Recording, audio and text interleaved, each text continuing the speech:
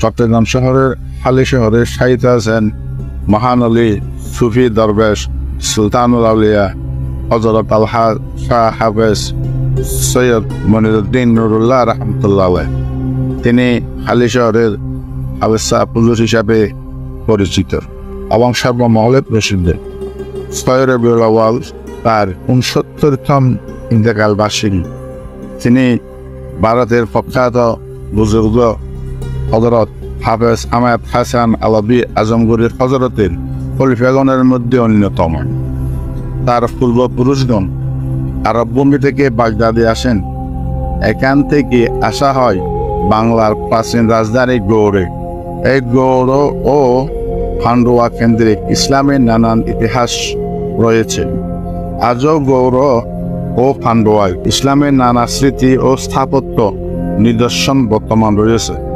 এই গৌড়েই আরব থেকে অনেক ধর্ম প্রচারক এসেছেন। হযরত হাফেজ সাহেব হুজুরের পূর্বপুরুষও আসেন বাগদাদ গৌড় হয়ে চট্টগ্রাম। তিনি 1881 সালের দিকে হালি শহরে জন্মগ্রহণ করেন বলে জানা যায়।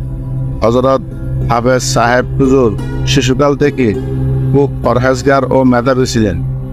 কদম মুবারক এসে ধর্মীয় শিক্ষা গ্রহণ করতেন। আগেকার আমলে পায়ে হেঁটে দূর দূরান্তে যাওয়া আসা অনেকটা সাধারণ ব্যাপার ছিল। বিশ্ববিখ্যাত সুফি দরবেশ তাসাউফ জগতের খ্যাতিমান ব্যক্তিত্ব হযরত আলহাজ শাহ মাওলানা হাফেজ আহমেদ হাসান আলাবী আজমগড়ি রহমতুল্লাহ আলাইহ পরিগতের শহরে চট্টগ্রাম তশরিফ আনলে হালি শহর হাফেজ সাহেব রহমতুল্লাহ আলাইহির বাড়িতে তশরিফ রাখতেন। আজমগড়ি হযরত বছরের ন্যূনতম 3 মাস বিশ্বের বিভিন্ন প্রান্তে তাবলীগে তরিকতে সফর করে থাকতেন। তার মধ্যে চট্টগ্রাম অঞ্চল অন্যতম। 1901 সাল থেকে 1939 সাল পর্যন্ত দীর্ঘ 38 বছর চট্টগ্রাম অঞ্চলে বাৎসরিক ন্যূনতম একবার হলেও সফর করতেন, অনেক কষ্ট স্বীকার করে। কারণ সেই সময় মানুষের বাড়িতে খেসারিঘর, বাড়ি সংলগ্ন টয়লেট এসব কিছুরই ব্যবস্থা ছিল না, আরামের ব্যবস্থা ছিল না বলেই চলে। সেই সময় আজমগড়ি হযরত হালি শহর হাফেজ সাহেব হুজুরের বাড়িতে তাশরিফ রাখতেন।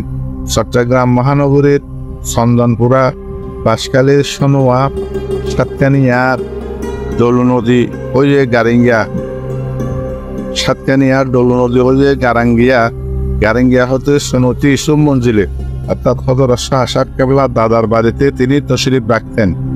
দ্বিতীয় বিশ্বযুদ্ধ ও চট্টগ্রাম অঞ্চলের দুর্ভিক্ষ, উপমহাদেশ বিভাগ ইত্যাদি কারণে আজমগড়ি হযরতের চট্টগ্রাম অঞ্চলে সফর হয় নাই।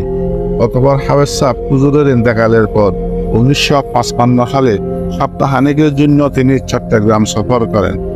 রেলে চট্টগ্রাম আগমন করেন। গাড়ি যুগে হাফেজ সাহেব হুজুরের বাড়িতে তশরিফ রাখেন। ওই সময় ওই বাড়ি লোকে রোকারণ্য হয়ে যেত, যা আজমগড়ি হযরতের কাছে অপছন্দনীয় ছিল। তিনি বলতেন, তরিকতের কাজ চুপি চুপি করতে হয়। হালি শহরে 2-3 দিন অবস্থান করে হতাহতে কর্ণফুলী নদী হয়ে খাপ্তায় গমন করে রাতে অবস্থান করতেন।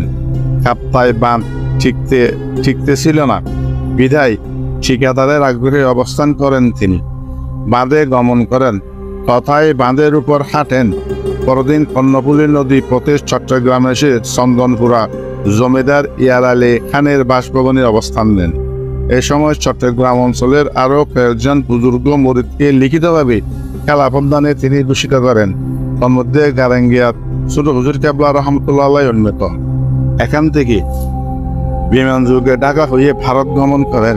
4 বছরের ব্যবধানে 1960 সালে মেয়ের শ্বশুর বাড়ি গোয়ান্ডায় আজমগড়ি হযরত ইন্তেকাল করলে তথায় তাহাকে খবর দেওয়া হয়। হাফেজ সাহেব হুজুরের একালে ভাব পার বিষয়। তিনি আল্লাহ পাকের ধ্যানে নিজেকে উৎসর্গ করেন। দৈনন্দিন ঘন্টা পর ঘন্টা মুরাকাবায় কাটান। সপ্তাহে একাধিকবার রাতের নামাজে পবিত্র কোরআন খতম দিতেন। মুরাকাবায় অনেকক্ষণ বসে থাকতেন বলে শোনা যেত। তারপরও তিনি উঠতেন না। মাফলার দিয়ে গলা শক্ত করে বেঁধে তিনি মুরাকাবা চালু রাখতেন। তিনি স্বাস্থ্যকে এভাবে অবিরত আল্লাহ পাকের উদ্দেশ্যে মুরাকাবায় নিজেকে উৎসর্গিত করতেন। হালি শহর গ্রাম অঞ্চল তখন চট্টগ্রাম শহরের বাইরে। বাংলাদেশ আমলের শুরুর দিকেও বন্দরচিলা হয়ে কাঁচা রাস্তা দিয়ে হযরত হাফেজ সাহেব হুজুরের বাড়িতে আসতে হতে।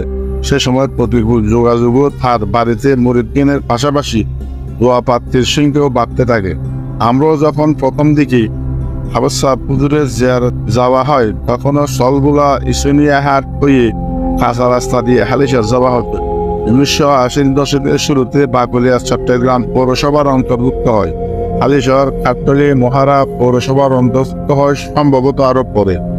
যতটুকু মনে পড়ে 1960-এর দশকে শেষের দিকে সলগুলায় পৌঁছে সেখান থেকে খাঁচা অনেকটা সরু রাস্তায় আমার হালিশহরে হযরত হাফেজ সাহেব রহমতুল্লাহর জিয়ারতে আসলে ওই সময় তার সুযোগ্য পুত্র ও ফির সাহেব হযরত আলহাজ শাহ মাওলানা কাজী সিরাজুল মুস্তাফা রহমতুল্লাহের সাথে মোলাকাত হয়। তার ইন্তেকালে আমার জানাজা পড়ার সুযোগ হয়। পরবর্তীতে হাফেজ সাহেব হুজুরের দ্বিতীয় কনিষ্ঠ শাহজাদা আলহাজ সাহেব রহমতুল্লাহের সাথে হৃদ্যতাপূর্ণ সম্পর্ক গড়ে ওঠে। তিনি মাজারের সামনে তাবলীগ মঞ্জিলের আরান্দায় প্রায় চেয়ার নিয়ে বসে থাকতেন। আমাকে তার দালানের দ্বিতীয় তলার বৈঠকখানায় নিয়ে যেতে ভুল করতেন না। কয়েক প্রকারের নাস্তা দিয়ে রাজস্বী কাঠিতে করা হতো। মোবাইলে তখন এত প্রচলন ছিল না। দূর থেকে আমাকে দেখলে সালাম দিয়ে বিনিময়ের পর তিনি বলতে ভুল হতো না, অনৈতিকিন কথা ফোন, অর্থাৎ আপনি একটু কোথায় হন। তিনি নিয়মিত সংবাদপত্র পড়তেন। হালিশহর হযরত হাফেজ সাহেব হুজুর দূর দূরান্ত হতে আগত মুরিদগণ ও সাধারণ লোকজনের অবস্থানের নিমিত্তে 1985 সালে পাবলিক মঞ্জিল বা মুসাফিরখানা নির্মাণ করেন। 1947 সালে হজ গমন করেন। এ সময় উপমহাদেশ বিভাগ নিয়ে ভারতবর্ষ বিভিন্ন স্থান উত্তপ্ত অবস্থায় ছিল। এমন প্রতিকূল পরিবেশেও হজর সফরকে অতি গুরুত্ব দিয়ে বেরিয়ে পড়েন। চট্টগ্রাম হতে কলিকাতা থেকে ট্রেনে বোম্বাই পৌঁছেন। তথা হতে সাগর পথে হজের উদ্দেশ্যে গমন করেন। বাংলার প্রধানমন্ত্রী হাজা নাজিমুদ্দিন তার নিরাপত্তার ব্যবস্থা করেন। হযরত হাফেজ সাহেব হুজুর কলিকাতার সফরকে গুরুত্ব দিতেন। চট্টগ্রাম কক্সবাজার সহ এত অঞ্চলের সফর করতেন। ওই সময় বড় বড় আলেম হাফেজ তার সফর সঙ্গী হতেন।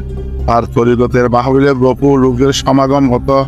পাপি তাপি নিজেদের অপকর্ম ত্যাগ করে হাঁটে দিলে তওবা করে তরিকতে দাখিল হতেন, এমন সংখ্যাও কম নয়। হযরত হাফেজ সাহেব হুজুরের জীবনযাত্রা ছিল অতীব সাদামাটা, কিন্তু তার কাছে আগতদের কিছু না কিছু খাবার দিতে সচেষ্ট থাকতেন। তিনি মুরিদগণকে উপদেশ দিতেন, অল্পতে তুষ্ট থাকাই সুখ, কোনো রকমে খেয়ে আল্লাহকে স্মরণ করতে পারলে যথেষ্ট। কারো কাছে সাহায্যের জন্য হাত বাড়াবে না, বরং তোমার তরফ থেকে সাহায্যের হাত প্রসারিত করো। তিনি বলতেন, ক্যানভাস করে লোকজনকে তরিকায় এখতিয়ার করালে 4-6 মাস তরিকার কাজ করবে, তারপর ছেড়ে দেবে। যাদের তরিকা করার কাজ রু আছে তারা এই তরিকা করবে। হযরত হাফেজ সাহেব হুজুর কথা বলতেন খুব কম, কিন্তু তিনি যা বলতেন তা ছিল শিক্ষণীয়। বেশ কিছুক্ষণ চুপ থাকার পর একটা নিঃশ্বাস ফেলে বলতেন, দিন যতই যাচ্ছে খারাপ যাচ্ছে, বালার মুখ দেখবে না। ইমানদারের কথায় গিয়ে কর্ণপাত করবেন না, যার ফলে তারা ঘরের উপরে বসে থাকবে। তিনি অনেক সময় বলতেন, ইবাদত নামমাত্র থাকবে, আর খালেস আমল থাকবে না। তিনি বিলাসিতা তথা বিলাসী জীবনযাপন খুবই অপছন্দ করতেন। মহিলাগণের পর্দার বিয়ে করেছিলেন খুবই কঠোর, ন্যূনতম বেপরদা সহ্য করতেন না। হযরত হাফেজ মনিরুদ্দিন রহমতুল্লাহ সাহেব বলেন, তরিকা গ্রহণ করে যদি কেউ ওজিফা ছেড়ে দেয়, সে ইমান নিয়ে মরিতে পারিবে না, কেননা পরন্তু সে সকল ইমামগণের সাথে বেঈমানি করেছে। বস্তুত 1960-এর দশকে ছাত্র জীবনে গারাঙ্গিয়া হযরত বড়ুজুর কেবলার নিকট এই মহান অলি সুফি দরবেশ সুলতানুল আউলিয়া হযরত শাহ হাফেজ মনিরুদ্দিন রহমতুল্লাহ 6 আউয়াল তথা 3 নভেম্বর 1915 সালে ইন্তেকাল করেন। 7ম উপাধ্যায়িকী পরে করে মহান আল্লাহ পাক তাকে জান্নাতুল ফেরদৌস নসিব করুন, আমিন।